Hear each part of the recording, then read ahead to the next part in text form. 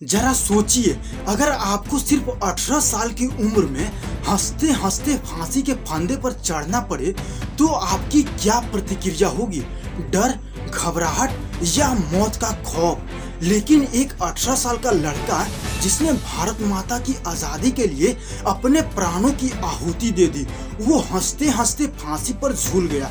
जी हाँ, हम बात कर रहे हैं भारत के सबसे कम उम्र के क्रांतिकारी शहीद खुदीराम बोस की। लेकिन सवाल यह है कि कैसे एक साधारण बच्चा देखते ही देखते अंग्रेजों के लिए सबसे बड़ा खतरा बन गया।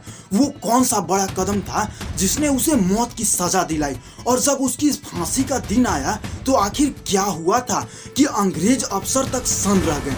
जानने के लिए इस वीडियो को आखिर तक जरूर देखिए, क्योंकि आज हम आपको बताएंगे खुदीराम बोस की वो दर्दनाक और गर्व से भरी कहानी जो हर भारतीय को जरूर जाननी चाहिए। तो चलिए जानते हैं। खुदीराम बोस का जन्म 3 दिसंबर 1889 को बंगाल के मिदनापुर जिले के हबीबपुर गांव में हुआ था। उनके पिता त्रैलोक्यनाथ बोस और माता लक्ष्मी प्रिया देवी थे। खुदीराम जब केवल 6 साल के थे तब उनकी मां का निधन हो गया और कुछ ही समय बाद उनके पिता भी चल बसे। अनाथ होने के बावजूद उनके अंदर भारत माता के प्रति प्यार और आजादी की आग बचपन से ही जल रही थी। जब वो स्कूल में पढ़ते थे तभी से ब्रिटिश हुकूमत के खिलाफ गुस्सा उनके अंदर भरा हुआ था। 1905 में जब बंगाल विभाजन हुआ तो देश भर में अंग्रेजों के खिलाफ आक्रोश भड़क उठा। इसी दौरान खुदीराम बोस भी क्रांतिकारी गतिविधियों से जुड़ गए। महज 15 से 16 साल की उम्र में उन्होंने अंग्रेजों के खिलाफ पर्चे बांटने शुरू कर दिए और गुप्त क्रांतिकारी संगठनों का हिस्सा बन गए। उनकी हिम्मत और निडरता को देखकर क्रांतिकारी संगठन युगांतर से जुड़े नेताओं ने उन पर भरोसा जताया। तो चलिए अब बात करते हैं मुजफ्फरपुर बम कांड के बारे में, जो कि अंग्रेजों को हिला देने वाला हमला था।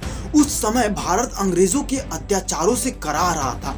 ब्रिटिश सरकार ने भारतीयों के दबाने के लिए कई दमनकारी नीतियां लागू कर रखी थी। भारतीय स्वतंत्रता संग्राम के शुरुआती दौर में जब अहिंसक आंदोलन उतना प्रभावी नहीं था, तब कई क्रांतिकारी संगठनों ने सशस्त्र संघर्ष का रास्ता चुना। युगांतर और अनुशीलन समिति जैसे संगठन भूमिगत होकर अंग्रेजों के खिलाफ योजनाएं बना रहे थे और उन्हीं में से एक था खुदीराम बोस। इन्हीं दिनों एक अंग्रेज अधिकारी डगलस किंग्सफोर्ड बंगाल में जज के रूप में तैनात था। वह भारतीयों के खिलाफ बेहद क्रूर था और उसने कई राष्ट्रवादियों को कड़ी सजाएं दी थी। जब उसे बिहार के मुजफ्फरपुर में डिस्ट्रिक्ट मजिस्ट्रेट बना दिया गया तो क्रांतिकारी संगठनों ने उसे खत्म करने का फैसला किया। युगांतर समिति ने इस मिशन की जिम्मेदारी खुदीराम बोस और उनके साथी प्रफुल्ल चाकी को दी। दोनों ने किंग्सफोर्ड की गतिविधियों पर नजर रखना शुरू कर दिया और उनकी दिनचर्या को समझने लगे। वो मुजफ्फरपुर पहुंचकर धर्मशाला में छिपकर किंग्सफोर्ड की दिनचर्या पर नजर रख रहे थे और 30 अप्रैल 1908 की रात खुदीराम और प्रफुल्ल चाकी ने किंग्सफोर्ड की बग्गी में हमला करने की योजना बनाई। रात को किंग्सफोर्ड हमेशा की तरह यूरोपियन क्लब गया हुआ था, जहां अंग्रेज अफसर मस्ती और जश्न मनाते थे।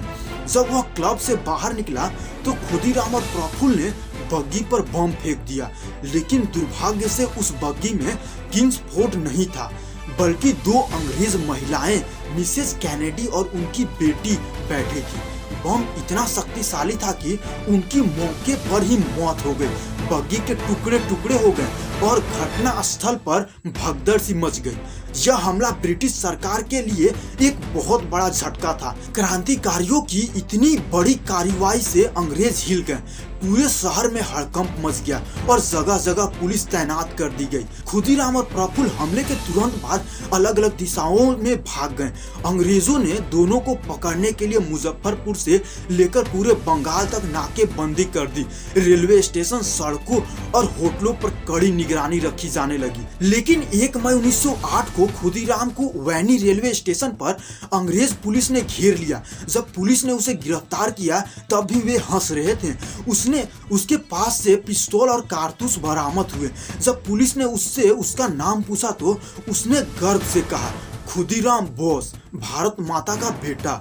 जब उन्हें अदालत में पेश किया गया तो अंग्रेज जज ने उनसे पूछा, क्या तुम्हें अपनी मौत का डर नहीं लगता? खुदीराम हंसकर बोले, मौत से डरने वाले क्रांतिकारी नहीं होते और मैं भारत माता की आजादी के लिए मरने को तैयार हूँ। उन पर मुकदमा चलाया गया और 11 अगस्त 1908 को उन्हें फांसी की सजा सुनाई गई। जब खुदीराम को फांसी दी जाने लगी तो उन्होंने जोर से वंदे मातरम का नारा लगाया। वो इतने निडर थे कि जब जल्लाद ने उन्हें आखिरी बार पूछा कि कोई आखिरी इच्छा हो तो बताओ, उन्होंने सिर्फ मुस्कुरा कर कहा, काश मैं और जन्म लेकर फिर से भारत माता के लिए कुर्बान हो पाता। उन्होंने फांसी का फंदा खुद अपने हाथों से पहना और 11 अगस्त 1908 की सुबह 18 साल के इस वीर ने हंसते हंसते देश के लिए अपने प्राणों की आहुति दे दी। वहीं दूसरी तरफ प्रफुल्ल चाकी भी गिरफ्तारी से बचने के लिए बिहारी पुलिस के अधिकारी नंदलाल बनर्जी के साथ यात्रा कर रहे थे। जब उन्हें एहसास हुआ कि वे पकड़ाने वाले हैं तो उन्होंने खुद को गोली मारकर शहादत दे दी। मुजफ्फरपुर बम कांड केवल एक हमले तक सीमित नहीं था, बल्कि इसने पूरे भारत में क्रांतिकारी आंदोलन को और तेज कर दिया। खुदीराम बोस की गिरफ्तारी और बाद में उनकी शहादत ने भारत के युवाओं में स्वतंत्रता संग्राम के प्रति नया जोश भर दिया। उनका नाम इतिहास में एक साहसी क्रांतिकारी के रूप में दर्ज हो गया, जिसने मात्र 18 साल की उम्र में अंग्रेजों के खिलाफ एक ऐसी युद्ध छेड़ी जो आने वाले वर्षों में भगत सिंह, चंद्रशेखर आजाद और नेताजी सुभाष चंद्र बोस जैसे क्रांतिकारियों को भी प्रेरणा देने वाली थी। चलिए अब जानते हैं कि आखिर क्यों खुदीराम बोस के जूते आजादी के संघर्ष की पहचान बन गए।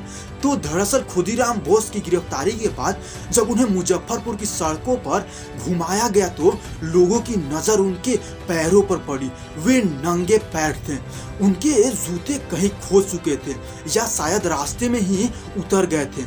लेकिन जब पुलिस उन्हें गिरफ्तार कर शहर ले जा रही थी तो लोगों ने देखा कि उनके जूते पुलिस अधिकारियों के पास थे।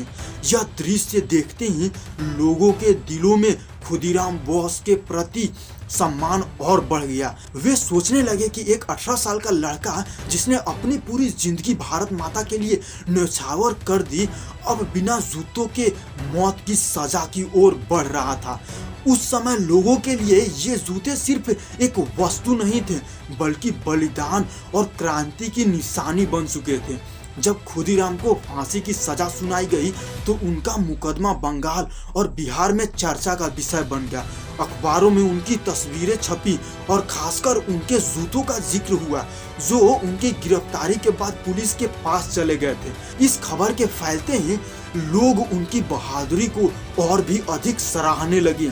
खुदीराम की फांसी के दिन जब उनकी लाश अंतिम संस्कार के लिए ले जाई गई तो हजारों लोगों की भीड़ उनके दर्शन के लिए उमड़ पड़ी। कई लोग अपने जूते उतारकर उनके सम्मान में खड़े हो गए, क्योंकि वे मानते थे कि जो खुदीराम के जूते पहन सकता है वह एक सच्चा स्वतंत्रता सेनानी है।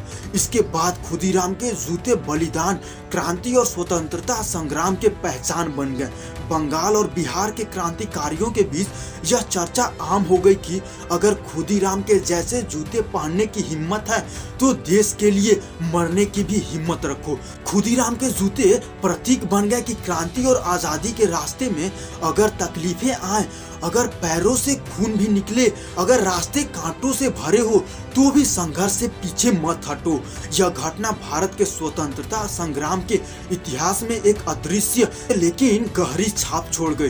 खुदीराम के जूते आज भी हमें याद दिलाते हैं कि एक युवा क्रांतिकारी ने अपने पैरों के जख्मों की परवाह किए बिना मौत को गले लगाकर देश के लिए अपना बलिदान दे दिया।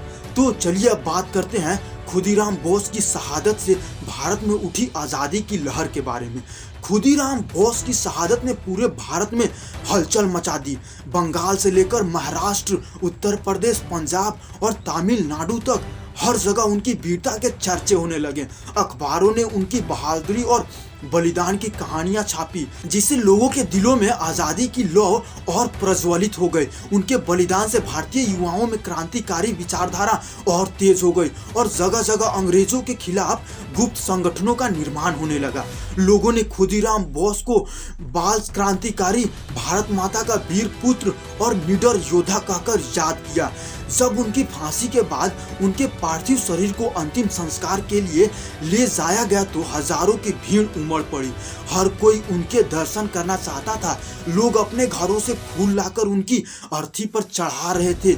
कई लोग उनकी राख को स्मृति के रूप में लेकर गए ताकि वे हमेशा उनके बलिदान को याद रख सके। उनकी फांसी के बाद पूरे देश में अंग्रेजों के खिलाफ विद्रोह की लहर और तेज हो गई। भगत सिंह, चंद्रशेखर आजाद, राम प्रसाद बिस्मिल, सुखदेव, राजगुरु और नेताजी सुभाष चंद्र बोस जैसे क्रांतिकारी खुदीराम से प्रेरित हुए। भगत सिंह खुदीराम बोस की कहानी पढ़कर इतने प्रभावित हुए कि उन्होंने भी अपने जीवन को देश के लिए समर्पित करने का संकल्प लिया। उनकी शहादत के बाद भारत के कई हिस्सों में छात्रों और नौजवानों ने अंग्रेजी हुकूमत के खिलाफ प्रदर्शन किए। खुदीराम बोस का नाम क्रांतिकारी युवाओं के लिए प्रेरणा बन गया और हर कोई अंग्रेजों से संघर्ष करने के लिए तैयार होने लगा। उनकी मौत के कुछ वर्षों बाद 1919 में जालियांवाला बाग हत्याकांड हुआ, जिसने क्रांतिकारी आंदोलन को और तेज कर दिया। आज भी भारत में खुदीराम बोस के नाम पर कई सड़कों, स्टेडियम, कॉलेज और पार्कों के नाम रखे गए हैं ताकि उनकी वीरता को हमेशा याद रखा जाए। पश्चिम बंगाल के कोलकाता, मिदनापुर और बिहार के कई शहरों में उनके नाम की मूर्तियां स्थापित की गई है। मुजफ्फरपुर रेलवे स्टेशन पर एक स्मारक बना है जहां उन्होंने गिरफ्तारी से पहले अपना आखिरी कदम रखा था। खुदीराम बोस भले ही सिर्फ 18 साल की उम्र में शहीद हो गए, लेकिन उनका बलिदान व्यर्थ नहीं गया। उनकी कुर्बानी ने भारतीय स्वतंत्रता संग्राम की नींव को और मजबूत किया और आने वाली पीढ़ियों को प्रेरित किया। उनका नाम इतिहास के पन्नों में भारत के सबसे युवा शहीदों में से एक के रूप में स्वर्ण अक्षरों में दर्ज हो चुका है। खुदीराम बोस की कहानी सिर्फ एक शहीद की कहानी नहीं है, ये एक सबक है कि अगर दिल में देशभक्ति की आग जलती हो तो उम्र कोई मायने नहीं रखती। 18 साल की उम्र में जहां आज के युवा सोशल मीडिया और मौज मस्ती में व्यस्त रहते हैं, वहीं खुदीराम ने इतनी छोटी उम्र में अपनी जान देश के लिए कुर्बान कर दी। अगर आप भी खुदीराम बोस के इस बलिदान से प्रेरित हुए हैं तो इस वीडियो को लाइक और शेयर जरूर करें ताकि उनकी कहानी हर भारतीय तक पहुंच सके। और अगर आप भारत माता की जय बोलने में गर्व महसूस करते हैं तो वंदे मातरम लिखकर कमेंट जरूर करें। तो चलिए मिलते हैं नेक्स्ट वीडियो में, तब तक के लिए जय हिंद, वंदे मातरम।